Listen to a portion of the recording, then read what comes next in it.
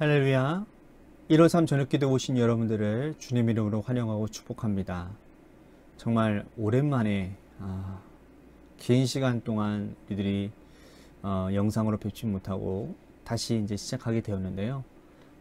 새롭게 시작하는 마음으로 우리 같이 다시 기도에 임하는 기도를 또 우리들이 정진해 나아가는 그런 시간이 될 수 있게 되기를 바라겠습니다. 먼저 하나님의 말씀 보도록 합니다. 고린도전서 8장 9절에서 13절 말씀까지 보겠습니다. 고린도전서 8장 9절에서 13절입니다. 우리 같이 한 목소리로 다 함께 봉독하도록 하겠습니다. 시작. 그런즉 너희의 자유가 믿음이 약한 자들에게 걸려 넘어지게 하는 것이 되지 않도록 조심하라. 지식 있는 내가 우상의 집에 앉아 먹는 것을 누구든지 보면 그 믿음이 약한 자들의 양심이 담력을 얻어 우상의 재물을 먹게 되지 않겠느냐. 그러면 내 지식으로 그 믿음이 약한 자가 멸망하나니 그는 그리스도께서 위하여 죽으신 형제라. 이같이 너희가 형제에게 죄를 지어 그 약한 양심을 상하게 하는 것이 곧 그리스도에게 죄를 짓는 것이니라. 그러므로 만일 음식이 내 형제를 실족하게 한다면 나는 영원히 고기를 먹지 아니하여 내 형제를 실족하지 않게 하리라. 아멘. 여러분들은 혹시 이 말을 많이 들어보셨을 것입니다. 윤석열 대통령이 대선 후보 시절에 이 이야기를 했었던 적이 제가 기억이 나는 것 같아요. 노블레스 오블리주. 여러분들도 많이 들어보셨을 것입니다. 사회적으로 명망 있는 존경받는 사람들은 사회적인 책임이나 또 의무를 다해야 된다라는 그런 의미가 바로 노블레스 오블리주예요. 서양에는 이 노블레스 오블리주를 실천하는 사람들이 많습니다. 정치하는 사람들은 정치적인 의무뿐만 아니라 도덕적인 책임 또 사회적인 책임도 다 감당합니다. 또 돈을 많이 버는 기업들의 기부도 일상화가 되어져 있어요.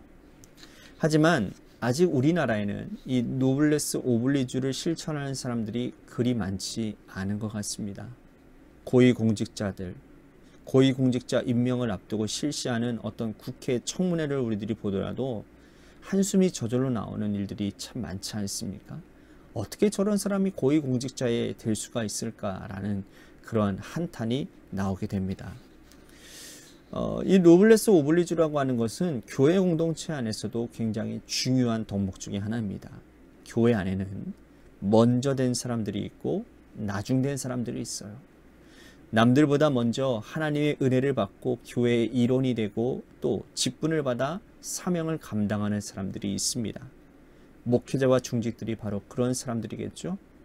그런데 교회 안에 이제 막 신앙을 시작한 사람들도 있다라는 거예요. 먼저 믿고 영적으로 성숙한 자들에게 요구되어지는 바로 영적인 노블레스 오블리주라는 거죠. 먼저 하나님의 선택을 받고 직분을 받았으니 말씀을 실천하고 헌신해야 된다는 겁니다. 그런데요, 정반대의 일들이 일어나는 거예요. 먼저 믿은 사람들이 나중된 사람들을 섬기지 않고 오히려 시험에 들게 하는 일들이 다반사 일어나고 있다는 겁니다. 바울이 목회했던 고린도 교회도 바로 이러한 문제가 생겼다라는 거예요. 고린도 교회는 문제가 많은 교회였죠. 분열의 문제, 음행의 문제, 송사의 문제, 결혼의 문제, 그리고 오늘 본문에서 우상 제물에 대한 문제가 대두되어지고 있습니다. 자, 1절 말씀에 보면 우상 제물에 대해서 우리들이 다 지식이 있다라는 거예요. 근데 이 지식이 교만하게 해서 또 사랑은 덕을 세운다라는 이런 말씀을 하시는 것을 볼 수 있어요. 자, 우상의 제물은 우상에게 바쳐진 제물이라는 뜻이거든요.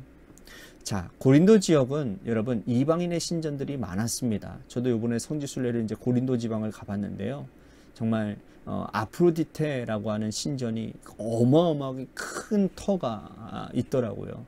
정말 그곳에서 사도 바울이 복음을 위해 정말 영적 전쟁을 얼마나 피 흘리게 했을까라는 그러한 생각을 해보게 되는, 곳곳마다 그런 신전들이 굉장히 많이 있었던 것 같아요. 이 아프로디테라고 하는 신전, 그곳에다가 유통되어지는, 그곳에서 먼저 제물을 드리는 거죠. 그곳에서 제물을 드린 그 고기들이 시중에 유통이 되어지는 거예요. 아고라라고 하는 장소에, 이렇게 상점에 그런 것들이 이제 고기가 유통이 되어지는 것이죠. 그래서 이 고기들이 이제, 이 고기들에 대한 논쟁이 일어나기 시작하는 거예요. 교회 안에서 이 우상에게 바쳐진, 그래서 이 유통되어진 고기들을 먹어야 되느냐 말아야 되느냐에 대한 논쟁이 있었다라는 거죠. 바울은 우상의 제물에 대하여 우리들의 지식이 있는 줄을 다 안다라는 거예요. 그 지식은 뭘 말하는 겁니까? 바로 우상 제물을 먹는 것은 세상에 아무것도 아니고 하나님 한 분밖에 없는 줄을 우리들이 다 알고 있다라는 것입니다. 우상은 아무것도 아니고 하나님 한 분밖에 없다라는 말씀이 우상에게 바쳐진 제물에 대한 지식이라는 거예요.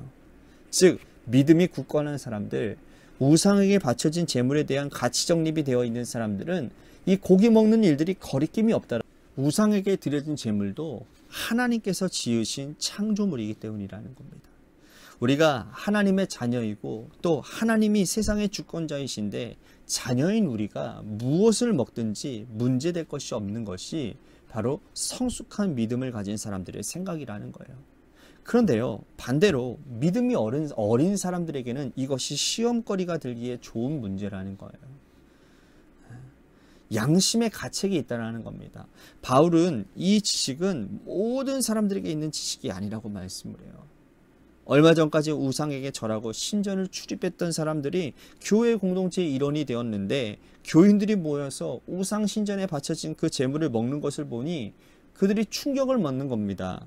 그들이 질문하면 설명하면 되지만 시험에 들어서 자리를 박차고 나가버리면 설명할 기회조차도 얻지 못하게 된다는 것이죠.